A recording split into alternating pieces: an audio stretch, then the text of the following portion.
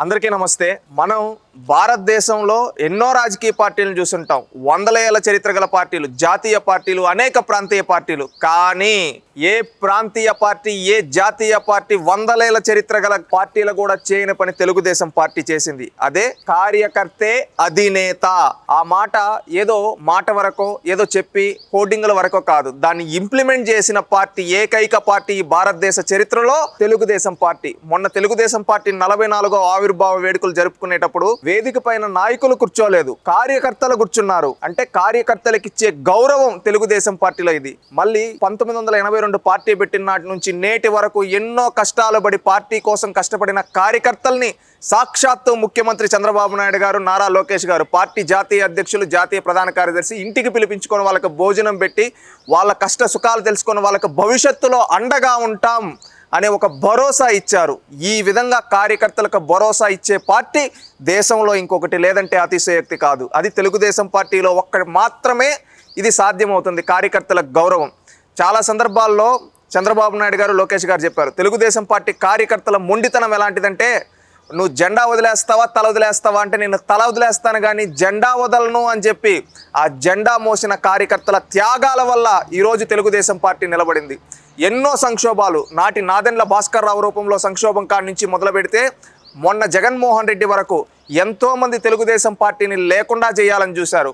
లాస్ట్కి వాళ్ళు ఫినిష్ అయిపోయారు కానీ తెలుగుదేశం పార్టీ గుడ్డ ముక్కలో ఉండే నూలు పోగు కూడా పీకలేకపోయారంటే అది ఆ విధంగా నిలబడిందంటే అది కార్యకర్తల త్యాగాల వల్ల. తెలుగుదేశం పార్టీ ఇన్ని అఖండ విజయాలు 20 ఏళ్లకు పైగా అధికారంలో ఉండిందంటే ఈ 44 ఏళ్ళలో అది కార్యకర్తల త్యాగాల వల్ల. ప్రతిపక్షంలో కూడా ఎదురొడ్డి అధికార పక్షాన్ని పోరాడి పార్టీని నిలబెట్టుకునిందంటే అది కార్యకర్తల త్యాగాల వల్ల. ఈ విధంగా కార్యకర్తల యొక్క త్యాగాల ఫలితమే నేటి అధికారం. అందుకని కార్యకర్తలకే తొలి ప్రాధాన్యత అని చెప్పి చంద్రబాబు నాయుడు గారు చెప్పడం, దానికి తగ్గట్టుగా ఇచ్చి ప్రతి నియోజకవర్గంలో కూడా కష్టపడిన కార్యకర్తలను గురించి సన్మానం చేయడం, వాళ్ళకి ఏ విధంగా అన్ని విధాలుగా అండగా ఉంటామని చెప్పడం జరిగింది. అదేవిధంగా కొంతమందికి హెచ్చరించడం కూడా జరిగింది. ఏమనంటే, ఈ కార్యకర్తల భుజస్కంధాల మీద మోసి గెలుపు పొంది తర్వాత ఆ కార్యకర్తలనే మీరేమన్నా తొక్కాలని చూస్తే మాత్రం మిమ్మల్ని సహించను, నేను కార్యకర్తలనే నాయకులుగా తయారు చేస్తాను అని ఒక మెసేజ్ ఇవ్వడం జరిగింది. ఇది భారతదేశంలో ఇంకొక పార్టీ అధినేత ఈ విధంగా చెప్పలేడు. అది ఎవరైనా చెప్పగలిగారంటే అది తెలుగుదేశం పార్టీకి మాత్రమే సాధ్యం.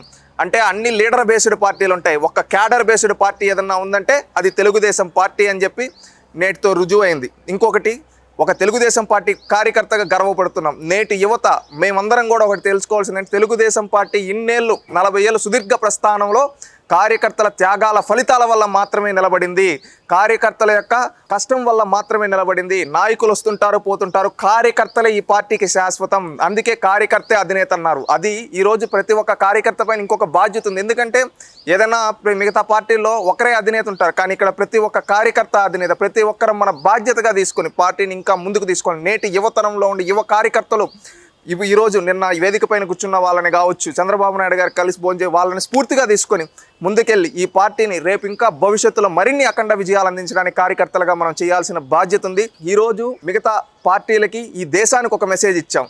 ఎందుకంటే కార్యకర్తల వల్ల మాత్రమే మేమున్నాం అనే ఒక మెసేజ్. ఇది ప్రతి ఒక్క మిగతా పార్టీలో ఉండే వాళ్ళు కూడా ఒక్కసారి గుర్తుంచుకోవాలి. ఎందుకంటే రిమైనింగ్ పార్టీలో కనీసం అధినాయకుని కలవాలంటే అపాయింట్మెంట్లు ఉండవు, కానీ కార్యకర్తలు తెలుగుదేశం పార్టీలో డైరెక్ట్ కలిసే భోజనం చేయొచ్చు, ఏదన్నా కొంటే డైరెక్ట్గా చెప్పే అవకాశం ఒక తెలుగుదేశం పార్టీలో ఉండదు. అది తెలుగుదేశం పార్టీ గొప్పతనం. మిగతా పార్టీలకి తెలుగుదేశం పార్టీకి ఇది తేడా. ప్రతి ఒక్కరూ ఇది గుర్తించాలి అని కోరుకుంటూ కార్యకర్తలకి తొలి ప్రాధాన్యత ఇస్తూ కార్యకర్త అధినేత అనేది మాటల్లో కాకుండా చేతల్లో చూపించినందుకు చంద్రబాబు నాయుడు గారికి, లోకేష్ గారికి కృతజ్ఞతలు తెలియజేస్తూ రానున్న రోజుల్లో కార్యకర్తలు ఇంకా స్ఫూర్తిగా పనిచేస్తాం. రానున్న రోజుల్లో మరిన్ని అఖండ విజయాలు తెలుగుదేశం పార్టీకి అందరం కలిసిమెలిసిగా వెళ్ళాలని కోరుకుంటూ ఉన్నాం. Please subscribe to Leo news for more videos.